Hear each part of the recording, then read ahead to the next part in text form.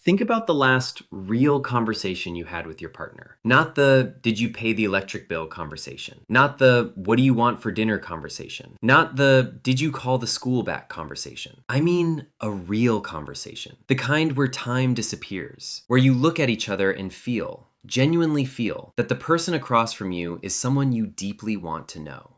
When was that? If you had to think about it, if the answer wasn't immediate and easy, then what I'm about to share is going to feel uncomfortably familiar. Because somewhere between the careers and the kids and the commutes and the calendars, something happened to your relationship. Not dramatically, not with a fight or a betrayal or a moment you can point to and say, that's when things changed. It happened quietly, the way a river changes course, not in an instant, but over time, through the steady pressure of everything pulling in a different direction. You got busy. You both got busy.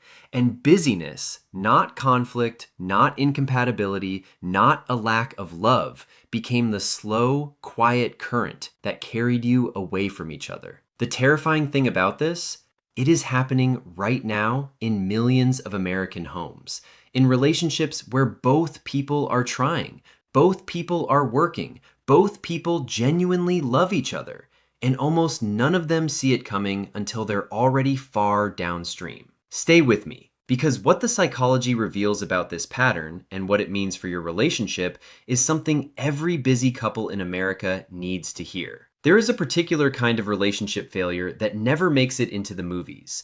It doesn't involve a dramatic betrayal. There's no villain, no explosive fight that ends with someone walking out the door, no single moment that future therapists will point to as the turning point. It is quieter than that, more ordinary, more insidious. It is the failure that happens when two people who love each other, who are both working hard, both trying their best, both exhausted in ways they can barely articulate, slowly, without ever intending to, stop being a couple. They become co-managers, efficient, coordinated, functionally excellent co-managers of a shared life.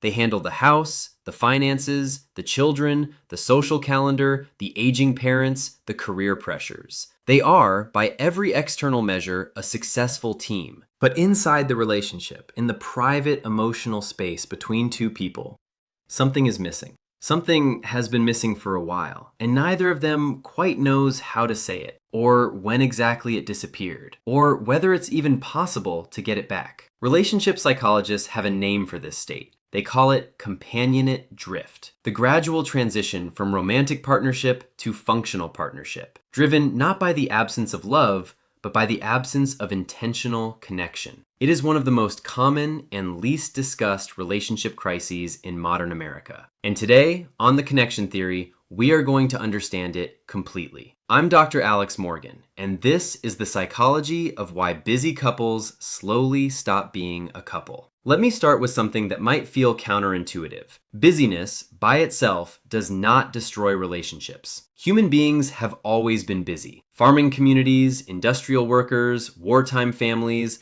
people throughout history have navigated extraordinary demands on their time while maintaining deep relational bonds. What is different today, what makes modern busyness uniquely corrosive to intimate relationships, is not the volume of activity. It is the nature of the activity and the specific way it fragments attention. Psychologist Mihaly Csikszentmihalyi, famous for his research on flow states, made a crucial observation about the structure of modern work and leisure. He found that modern life is characterized by what he called attentional fragmentation, the constant splitting of cognitive and emotional attention across multiple demands simultaneously. In practical terms, this means something profound for relationships. Even when a busy couple is physically together, sitting at the same table, lying in the same bed, watching the same television, their attention is rarely fully present.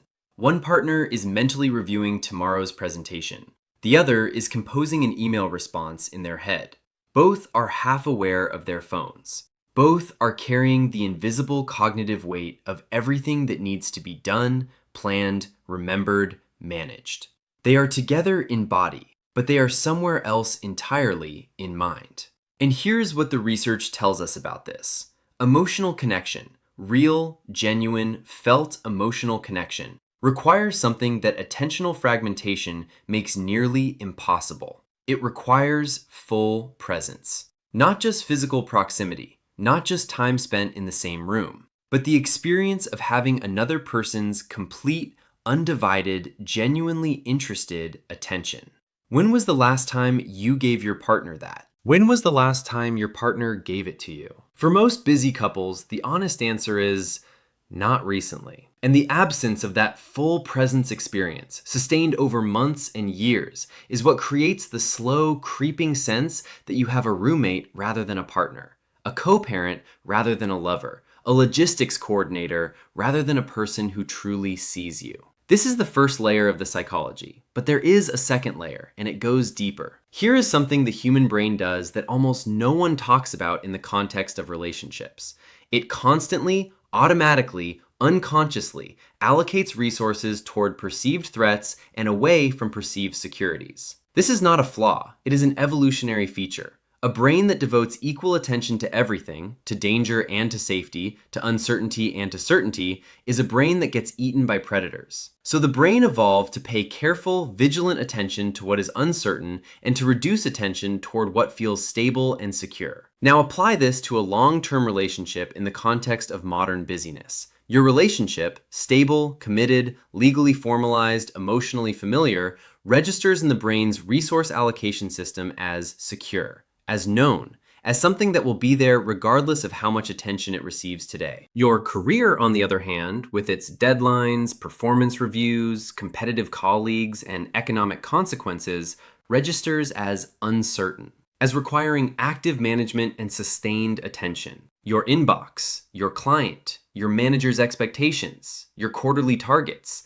these are all loud, urgent, consequence-laden demands. Your partner's emotional world, their quiet need for connection, their unspoken desire to be seen, their slowly accumulating sense of loneliness is silent. Low urgency, consequence-free in the short term. So the brain, doing exactly what it evolved to do, directs its best attention toward the loud and urgent, and essentially outsources the relationship to autopilot. And autopilot in relationships looks like this. The same conversation topics. The same rituals, if any remain. The same responses to the same questions. The same emotional distance that has become so familiar it no longer registers as distance at all. Just as normal. Just as how things are. This is not laziness. This is not a failure of love. This is the human brain doing exactly what it is designed to do in an environment that was never designed with intimate relationships in mind. And understanding this is the beginning of changing it. Dr. John Bowlby, the psychologist who developed attachment theory, described the human need for emotional connection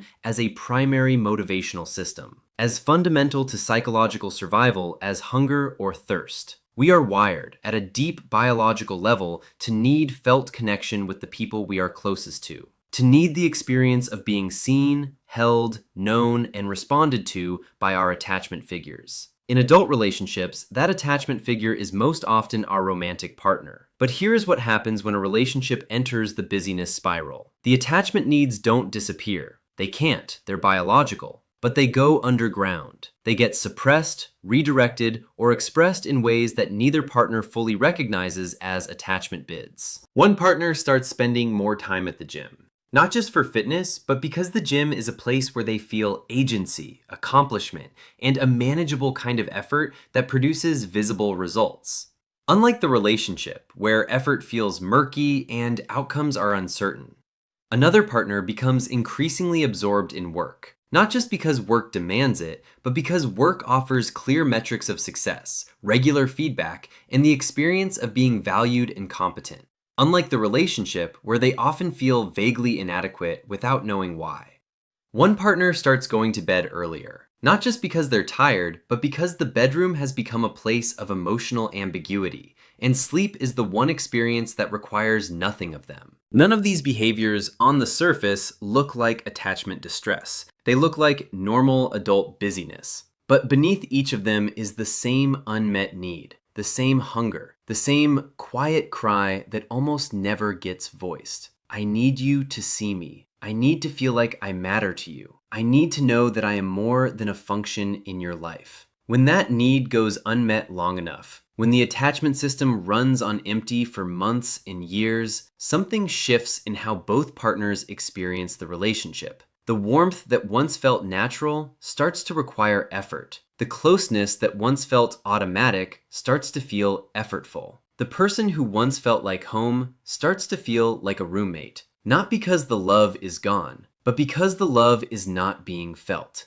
And love that is not regularly felt, regardless of whether it is genuinely present, cannot do the work that a relationship requires. Now, let's get specific, because the psychology only becomes useful when it helps you identify exactly what is going wrong and exactly how to change it. There are 5 specific mistakes that busy couples make, consistently, almost universally, that accelerate the disconnection process. Mistake 1, scheduling everything except each other. Busy couples are extraordinarily good at scheduling. They schedule work meetings, dental appointments, car services, school pickups, gym sessions, and dinner reservations with friends. Their calendars are architectural marvels of organizational efficiency. And then they wonder why the relationship feels neglected. The answer is painfully simple. The relationship is not on the calendar. It is assumed, expected to exist naturally in the margins of everything else,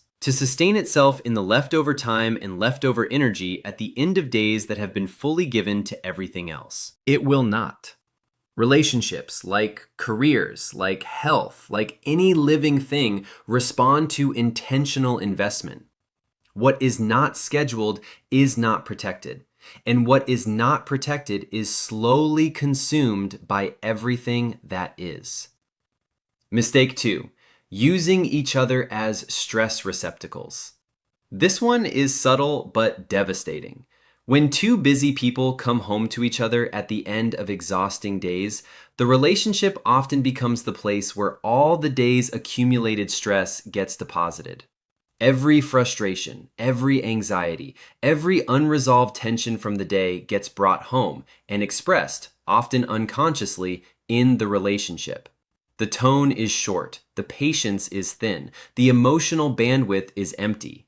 And both partners, because they are both exhausted, both depleted, both carrying invisible loads, interpret the other's stress as rejection, as coldness, as evidence that the relationship is struggling. What they are actually experiencing is not a relationship in trouble. It is 2 human beings who have given everything to everything else and have nothing left to give each other. The mistake is not that they feel this way. The mistake is believing that this is how the relationship really is, rather than understanding it as the predictable result of a lifestyle that puts the relationship last.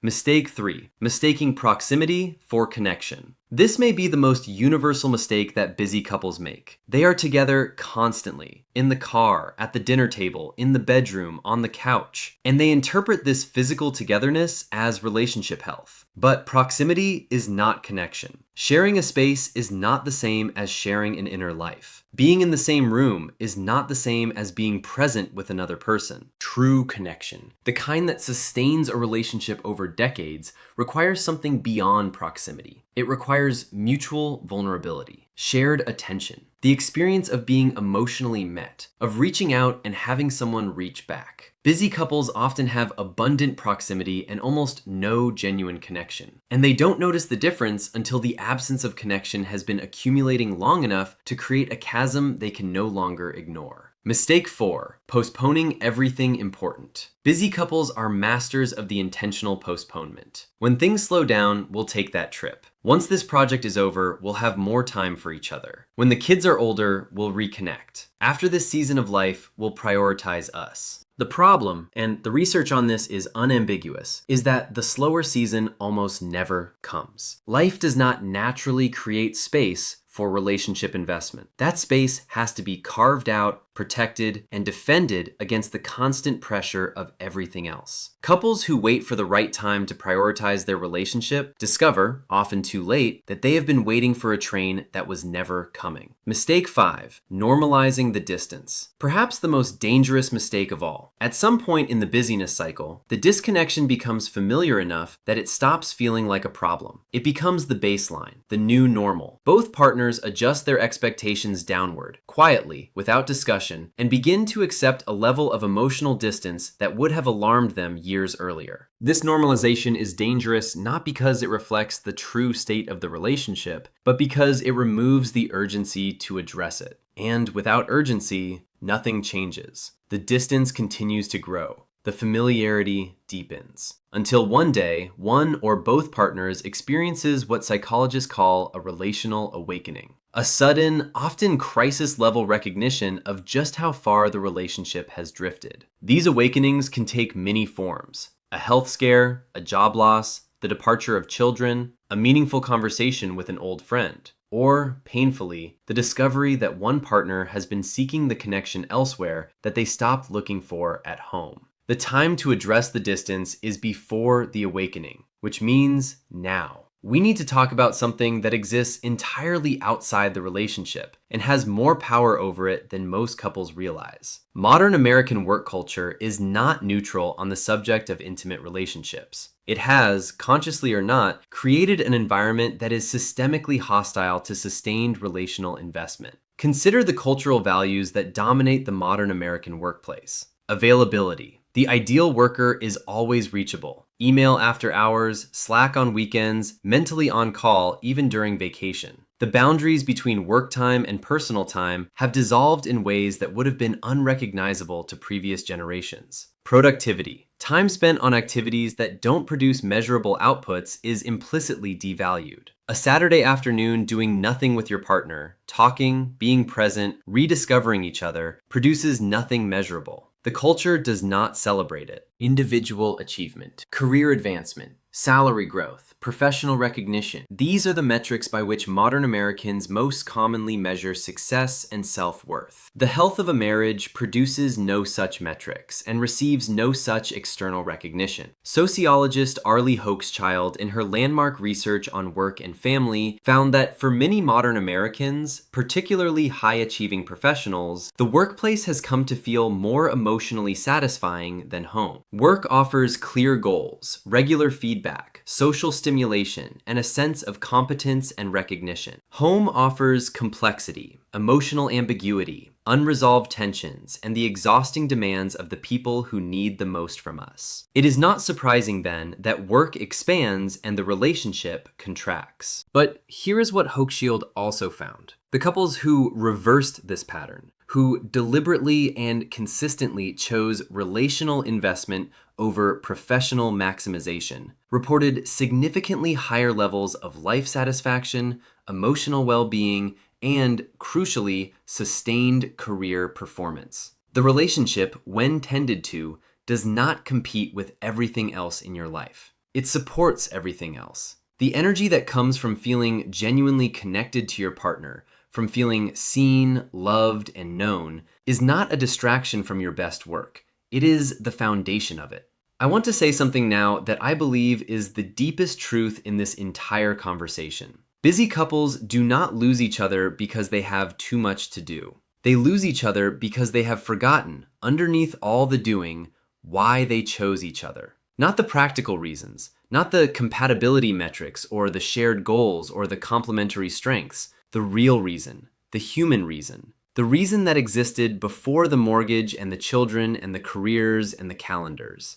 They chose each other because in the presence of this particular human being, something came alive in them. Something felt possible that hadn't felt possible before. Something in them relaxed, opened, reached forward. That reason doesn't expire. It doesn't get canceled by busyness or exhausted by years or made irrelevant by the accumulation of a shared life. But it does get buried under the schedules and the stress and the silences and the slow mutual assumption that there will always be time later. The deepest psychological truth about busy couples is this. The relationship is not failing because you don't have time for it. You don't have time for it because you have unconsciously stopped believing it needs you. And it does need you. Not a future version of you with a lighter calendar and more emotional bandwidth. It needs you, now, today, with whatever time and energy you actually have. Not a grand gesture, not a vacation, not a conversation that solves everything.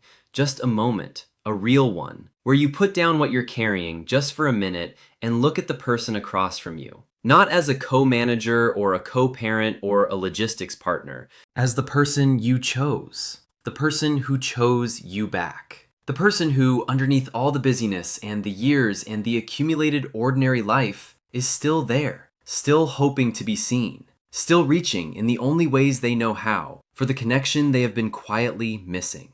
See them, reach back. That is where the couple lives. Not in the schedule, not in the plans. In the small, ordinary, fiercely important act of turning toward each other. Here is what I want you to take from this episode. The research on long-term relationship satisfaction is remarkably consistent across cultures, income levels, life stages, and relationship structures. The couples who stay connected, who remain genuinely close over decades of shared life, are not the ones with the most compatible personalities or the fewest problems or the most time. They're the ones who made a decision. A daily, unremarkable, completely unromantic decision. To choose each other, again, today. In the middle of everything else. Not perfectly, not always warmly, not without exhaustion or impatience or the very human tendency to take for granted the things that matter most, but consistently, with enough awareness to notice when the distance is growing, with enough love to care, with enough courage to say, even imperfectly, even clumsily, even in the middle of a Tuesday that has already taken everything you had,